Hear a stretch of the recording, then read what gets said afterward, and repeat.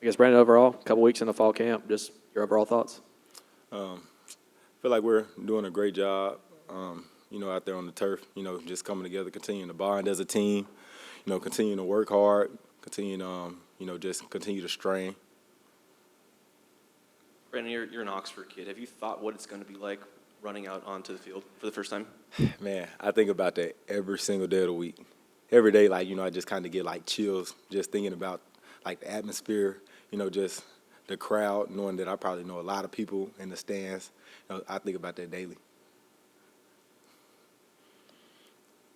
How much of a draw was that feeling for you when you were kind of making your portal choice?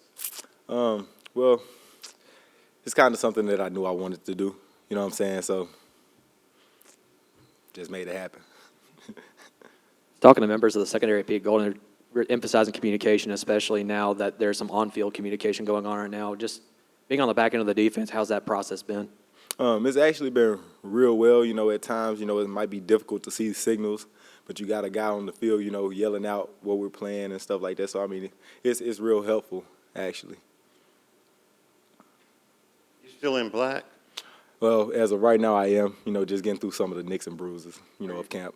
Are you getting better? You okay? Yes, sir. Yes, sir. Oh, yeah, for sure.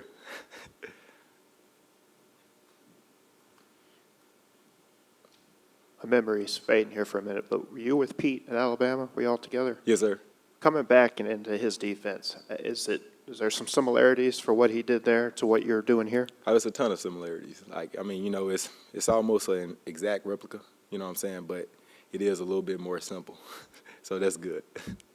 For guys who, other transfers who are new to it, some said it's the hardest, toughest, but it's the best. For those guys, how do you kind of explain it to them when they're just trying to adapt to what Pete does? Well, a lot of times we're probably doing the same things. It just has a different name to it and maybe a little tweak in a certain formation or something like that. But, I just try to help as much as I possibly can, you know what I'm saying? And usually after I talk to guys, they probably have a better understanding of everything.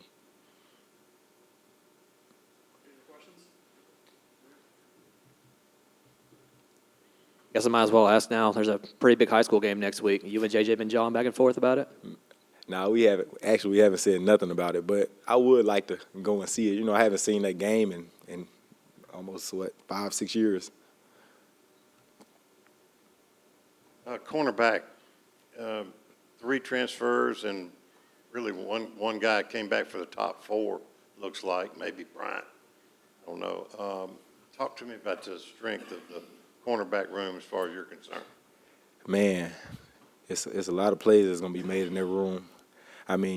No matter who you got on the field, it's always going to be a playmaker out there. And it's always going to be 2 playmakers out there at one time, you know what I'm saying, in the cornerback room, but the safety room as well. You were playing safety at Tennessee, weren't you? I played everything in the secondary at Tennessee, but majority of my snaps last season came from nickel, so in the slot corner.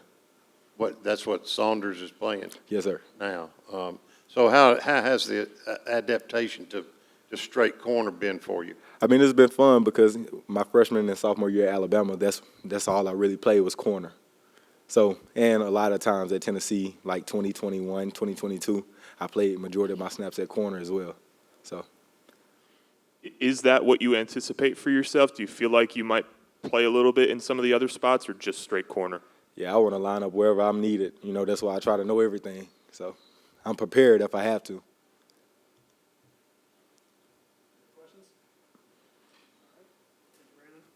Appreciate y'all.